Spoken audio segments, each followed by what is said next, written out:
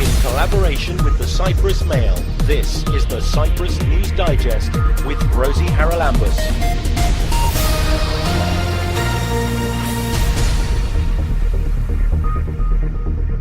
Coming up this week, we'll hear about a lecture on communication skills. One of the crucial mistakes that people make in communication is that they don't listen. They are just thinking what to say. And after they said something, they go to the next one. And we'll discuss the proposed legislation on foreclosures and the mechanisms that are in place to protect primary residences. It's more wise to have the credit history of the borrower for the past 5, 6, 7 years and not just put an amount there, because if I have a property that is for some reason 255,000 euro, but I have been paying for 10 years and today I owe only 30,000 euro, but I don't have a job. Is this fair? On the other way around, if someone got a property of 150, a two-bedroom apartment of 150,000 euro and has never paid even 1 single cent towards his mortgage, he's supposed to be protected? Why?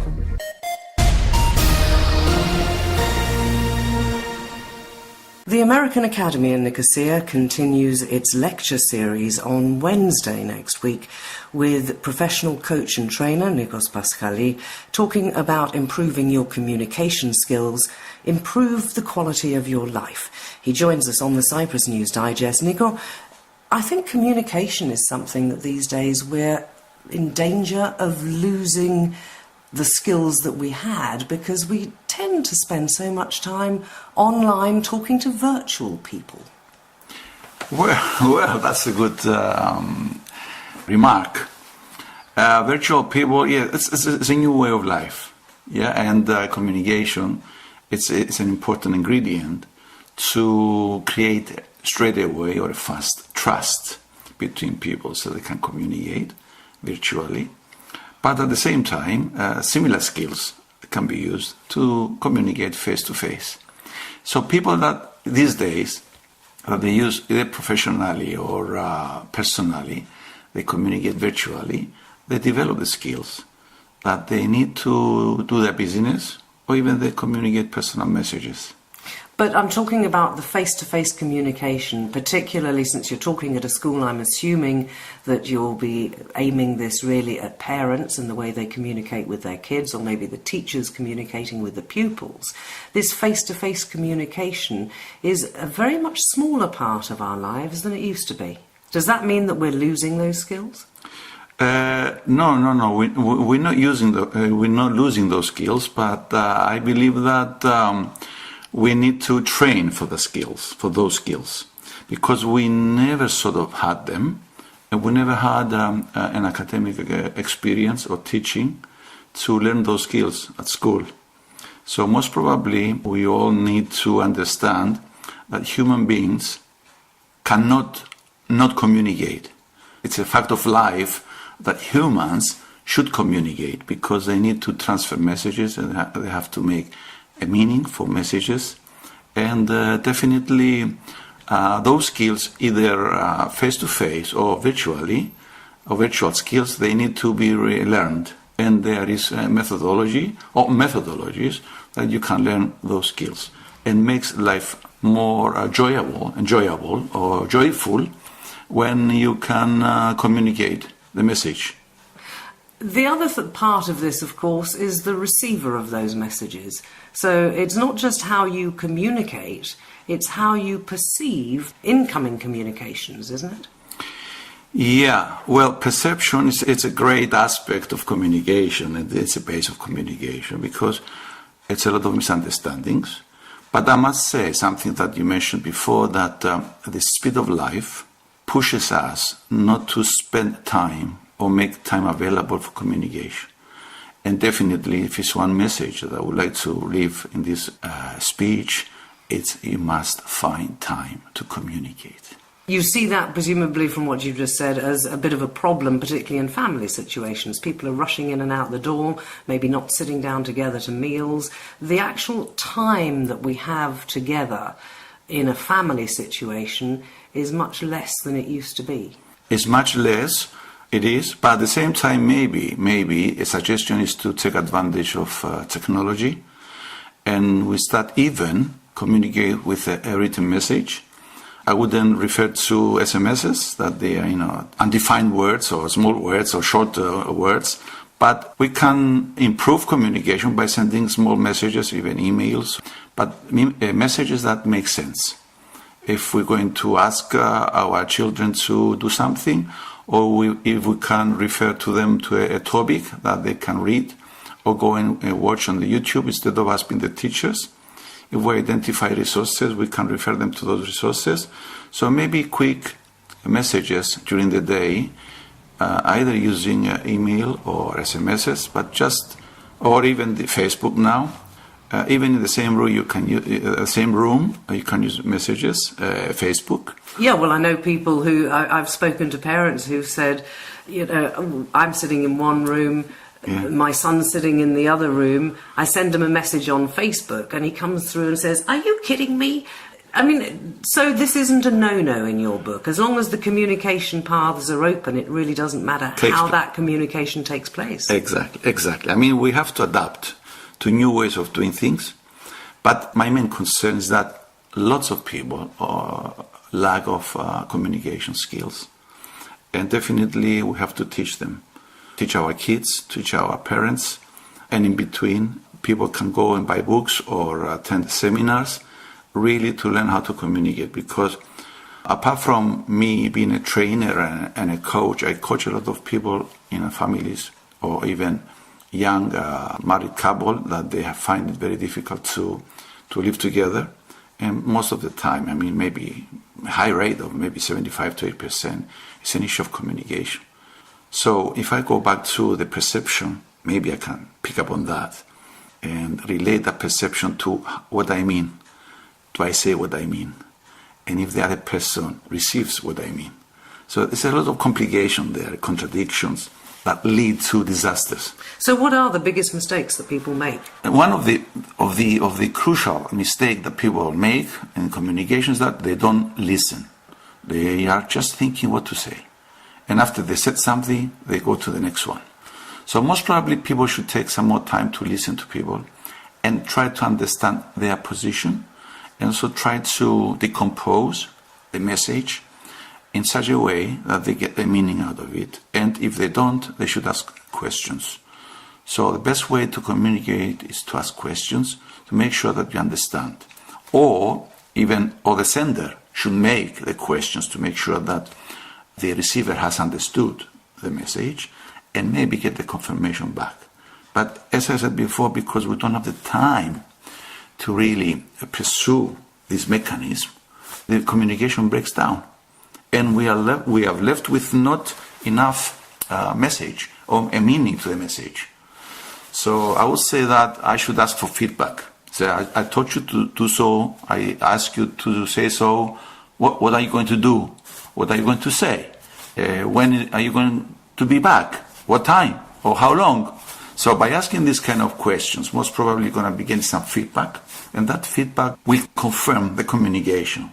It clarifies the message. The clarification. So, my definition of communication is not what you say or what you hear, but is the response you're getting from the message. Well, you're going to be giving that message, I know, on Wednesday, the 21st of January. It's happening at the American Academy in Nicosia from 7:30 till 9 p.m. I'm sure there'll be an interesting discussion afterwards. Nikos Paschali, thanks for joining me. Thank you so much, Rosie, for this invitation. You can subscribe to the Cyprus News Digest on iTunes for free and get the program downloaded to your phone or tablet so you can listen anytime, anywhere. I don't think we've opened a newspaper or even listened to any programmes on the radio in the last couple of weeks that haven't been talking extensively about the foreclosures plans and the fact that the Parliament has tried to put off the implementation of this while the finance minister and the government says that there is no danger to people losing their first and primary residences. With us on the Cyprus News Digest today, we have Spiros Spiridonas from the Borrowers Association and Stavros Babadouris, who is from the Protection of Primary Residences Association. Gentlemen, thanks for joining me. Now, the government is very clear that the legislation that is going before Parliament, and there are 5 bills in all, I think, is aimed specifically at protecting people from losing their home. And that's obviously something we're all concerned about. They're going after, surely, the developers, the people who have been racking up enormous debts over the last couple of decades and who have no intention or no ability to pay those debts back. Okay, Rosie, let's just hear that it's going to be 5 different legislations, which is going to be in total the insolvency law. Just one of these legislations has to do with the primary property. The rest 4 they have to do with the remaining 4 they have to do with the companies, with bankruptcies and so on. So if we are focused on the 4th one that has to do with the primary property, it's something that we are expecting to have at the Parliament middle of December. So until the end of December, to have it as an active law protecting people that they own a primary property and they have put this primary property as a collateral in order to have a mortgage. Now, we have to understand that we don't want to give the wrong message that we are trying to protect everybody, but we are trying to protect the ones that, as we categorize them as good borrowers. Okay. Meaning what? Meaning that they, if they restructure their loans, have every intention of paying back the money that they borrowed. Not only to have the intention, but at the past, if you check their credit history, you will understand that these are people that for the past 7, 10, 11 years have been paying without any problem their dosages, and they found themselves in this position without actually force majeure. Yes, it wasn't their fault, yes. But they intend to repay, and they were good borrowers up until the time they fell on hard times. We don't want to give the wrong message that this 4th legislation will attempt to protect everyone. No, we do recognize that there are people that strategically they chose not to pay for their mortgages, waiting that some kind of protection is going to erase their debts. This is not going to happen. I mean, this is a clear message that we are giving to people, but please have in mind that only, according to our statistics, 5 to 10% are this kind of strategic defaulters, let's say. The rest are people that they are willing to pay their mortgages from the time that they are able to work and have some kind of income. So why can't they restructure their loans? We've heard a lot from the central bank about pressuring the banks into offering proper restructuring proposals. Why is that not good enough? It seems that the central bank is not actually doing the job that it's supposed to do. The central bank is supposed to force commercial banks and cooperative banks in order to proceed with the restructuring, with good solutions of restructuring, with the proper solution of restructurings. But it seems that for the time being, the banks are just trying to get more advantages towards the borrowers in order to get new collateral. And we have cases of even giving us solutions of restructuring that are talking about higher interest or even higher dosage, which is unbelievable. Have you been to the central bank and taken the evidence of this, and what do they say? We have made a lot of reports to the central bank, and also we asked our members to go directly to the Central Bank of Cyprus. There are people handling their cases, but for the time being we haven't seen any kind of penalties towards the bank, because the code is specifically talking about penalties in the case that the banks are not following the code. And it's been a year and 3 months now that if you see the restructuring data that have been published from the central bank last week, you will see that especially for the primary property, around 8% of loans have been restructured. And we even doubt this 8%, that we believe that only a small percentage has been done with the correct way. Okay, but the Bankers Association itself does say that it does not have any intention of going after primary properties. We wouldn't expect to say anything. Not only that, but they have betrayed us once. Why not to betray us again?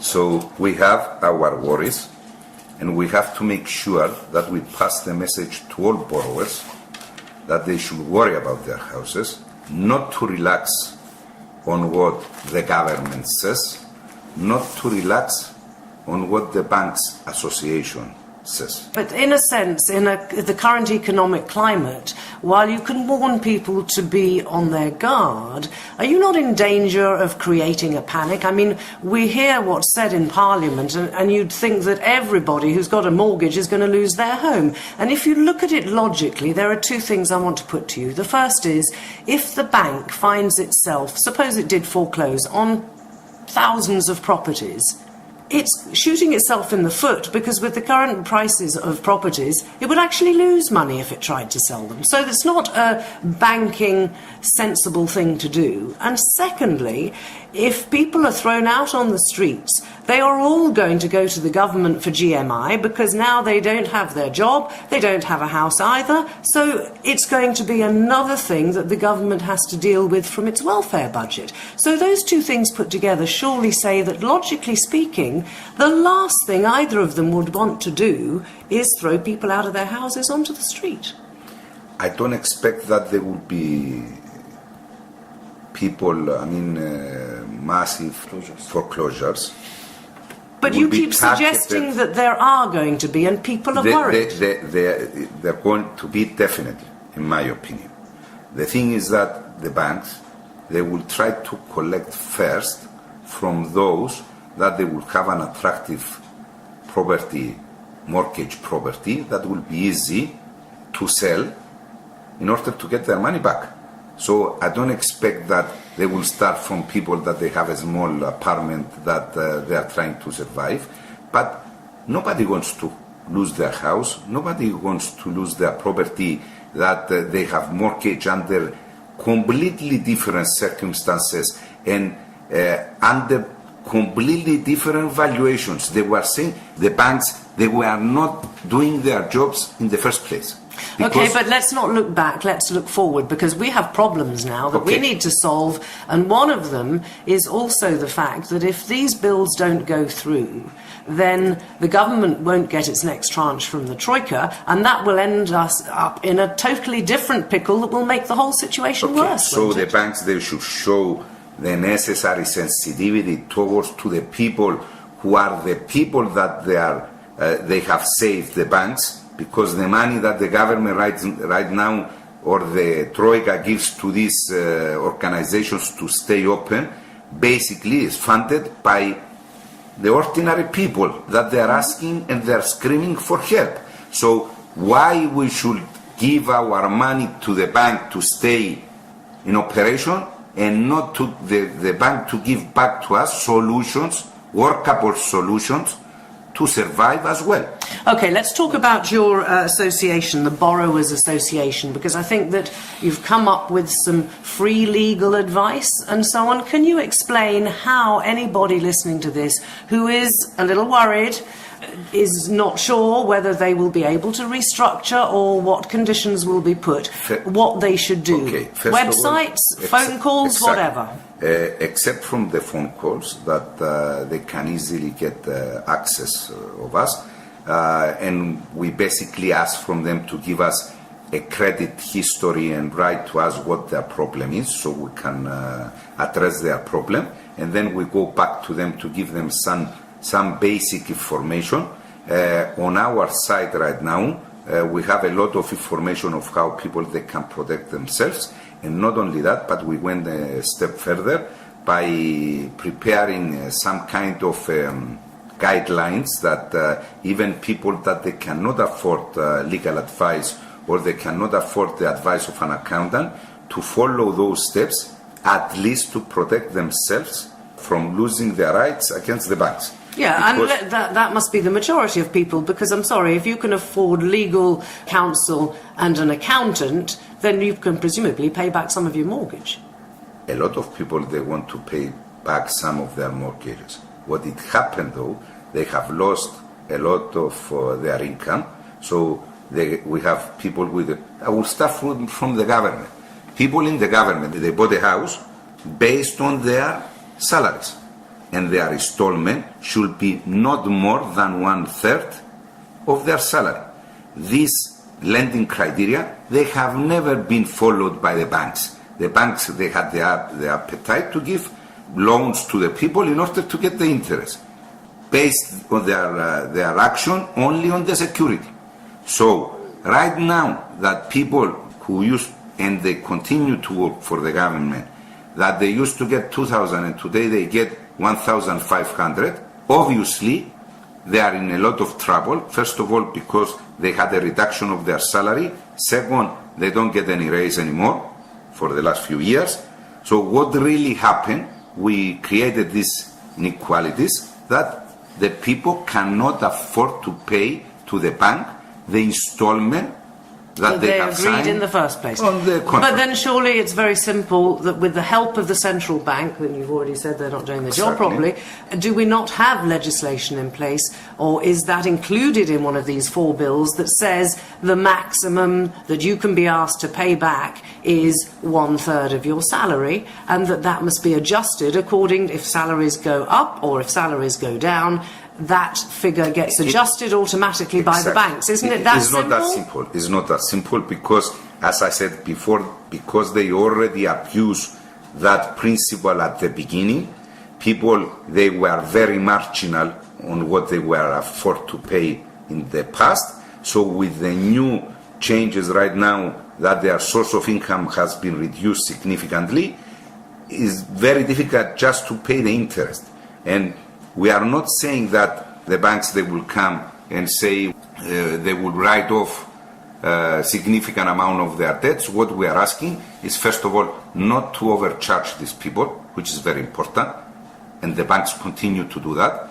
Don't change the interest rate that you charge the borrowers on the upside, since the cost of the money based on the European Central Bank, it should be less and not more the interest. And in Cyprus it works the other way around. And don't take advantage of the fact that in the contracts of the borrowers you had a lot of terms that they are unbalanced, they are one-sided, and you have forced those to the borrowers because the borrowers didn't have any choice.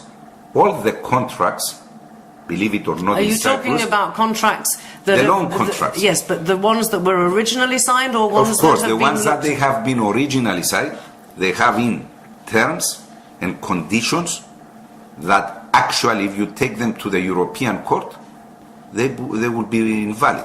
So those presumably are going to also be addressed in this legislation. Hopefully, yes, but you have to understand something.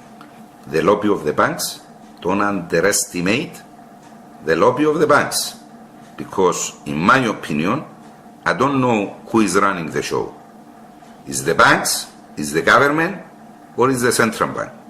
My statement, I know it creates a lot of suspicion, but this is the case. They are very powerful. You have to understand that. Okay, let's come back, if we may, finally, about the problem of homes, because that is, I think, we understand to some degree that the banks have not been doing what they should have been doing, and possibly the oversight that they've had has been, to say the least, lacking. But the thing that really concerns the man in the street is this business of whether or not he's going to have a roof over his head in a few months' time. What Spiros said, it's the realistic truth of what has been happening to Cyprus for many years. And we have to admit it. If we want to be honest, we have to admit that things have been done with the wrong way of practice in Cyprus for many, many years. For many, many years. It's like we knew there were problems, or the government was supposed to fix this problem, but unfortunately, as long as there were money, nobody was doing anything. This is the realistic truth. Now, we're at the switching point, and this legislation, the 5 laws of insolvency practice, are supposed to solve the problem onwards.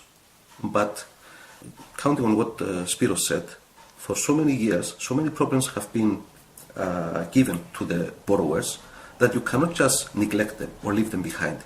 You have to find a way in order to help them to enter the new era. All right, but are you saying that with this new legislation, the foreclosures legislation, the legislation to protect primary residences and so on, that these issues have not been addressed? One would assume that if they've taken so long to draft 5 new bills, that these must be the issues that are being addressed. This is our problem, because it has been a memorandum understanding that until the end of the year, there would be the new law of foreclosures, which for us it's something that was supposed to be done for many years. Because So you have no objection to that? we don't have any objection. We said from the beginning that yes, the foreclosure law must change, because if you go and you get a mortgage, it's obvious that if you don't pay for your mortgage, you're going to lose your property. But what? Your property, your collateral. Not another 3 guarantors that illegally the banks are asking to sign on your mortgage. This is a practice that has been happening only in Cyprus. It only was in Cyprus. imposed in Cyprus Yes, the way, yes. in So that way. now we have cases that if I got a mortgage and you two are my guarantors, if I'm not paying, you are also, as well as Spiros, without having any mortgage on your backs, you can also lose your house. You want to be in as a risk. guarantor. But are these issues being dealt with in the legislation? Have you seen the legislation? We hope, but we are not sure that based on what is happening as of today, we see, as I said, because the lobby of the banks is so powerful, always all the changes and all the laws, they have inside the ingredient of helping more the banks than the simple But people. also, Spiro, it has to do with the Ministry of Economics. I mean, we have seen not the proposed law that is going to go to the Parliament, but pre-sketch, let's say, the draft one, let's say, that still will it will go to the committees of the Parliament in order to have some changes there. But roughly, what it says, especially for the primary residents, it says that it will protect people that they own a property, that the maximum value of this property is at 250,000 euro, and with a total loan of maximum 300,000 euro. And they also have to prove that through the last 2 years they have lost a minimum of 25% of their income. And at this time we're asking, why does it have to be 250 or 300? It's more wise to have the credit history of the borrower for the past 5, 6, 7 years, and not just put an amount there, because if I have a property that is for some reason 255,000 euro, but I have been paying for 10 years and today I owe only 30,000 euro, but I don't have a job. Is this fair? On the other way around, if someone got a property of 150, a two-bedroom apartment of 150,000 euro, and has never paid even 1 single cent towards his mortgage, he's supposed to be protected. Why? Okay, so you want basically to be sure that the credit history is taken... the indicator that it's the most wise. I mean, this will lead to a proper categorization of borrowers, and it's going to be fair for everybody. And you've obviously put those proposals, I presume, to the relevant people at the Finance Ministry? Whenever we're going to have the final law, and we will be called to address ourselves at the committee, at the Economics Committee. Yes, we're going to go there with some proposals. Which is going to take more time. Whenever I talk to people about these issues, I'm absolutely amazed that all this legislation is drawn up, and then after it's drawn up, which takes months, people are asked for their opinions. Why don't they get the opinions before they draw it up and save all that time? You must be in Cyprus, I believe, for many years, and you must understand that our wrong mentality of slowly has brought us to this point. As I said, it was a memorandum understanding to have 2 things concerning foreclosure. One thing was the new legislation for foreclosures together with the protection. It seems that we have the legislation for foreclosures, but for protection that it was supposed to be until the end of December, now we said end of January, and I'm sure that we will again meet ourselves and speak when it's going to be end of February, and still we'll be waiting for them to take it to the Parliament. This is what is happening. And there is something else that you have to know. I used to be a bank manager. We knew about the non-performing loans about 10 years ago. We knew the legislation of Europe. We had a lot of seminars, but you know what is the case? We will never expect that we will be in need of Europe, so we have never addressed these problems and the need to gradually, because they gave us the time, the European Union, they gave us time to adjust our policies. Yes, but this is the It Cyprus has problem, never- is it not? Because we know what we need to do, but we But we delay haven't done- taking the medicine until it's a terminal And I'm going to illness. ask you now, how many people today, they know what is non-performing loan? Almost everybody. Why couldn't this done 5 years ago, 6 years ago, Do you, 7 very years quickly, ago? because we're getting short of time now, do you think this is going to change people's attitudes to the way they do business here, to the way they look at buying their first home? Absolutely. If they Absolutely. if they want to be a part of Europe and go through European standards, they have to. Otherwise, better we go back to where we have been 10, 15 years ago. Because it's one thing to say we're a part of Europe, and another thing To behave as if we are. yeah, of course. And we are very surprised how mature they have been, the Cyprus people, the Cypriots, because don't forget that in March of 2013, all around the world, the TV stations, Yeah, they were came in expecting Cyprus, riots and there whatever. was exactly. Biggest and non-news it shows story. that our people, they are not immature. Is that the government, these people that they guide the population, they haven't done what they needed to do in order to avoid this, only because they didn't wanted to lose a single vote. We are in need of leaders that they are not based their We need their leaders who will policies. lead and not worry about how exactly. popular they are. Exactly. Gentlemen, And we have also- to leave it there. It's been a pleasure talking to you, Thanks Stavros very much. Papadoris, Spiros Spiridonas. I'm sure we may well talk again, possibly course. in a month or so, when course. we see how the story unfolds about Exactly. the foreclosures bill. Let's hope at better conditions. Yes. Let's hope indeed. Thanks very much. Thanks very much.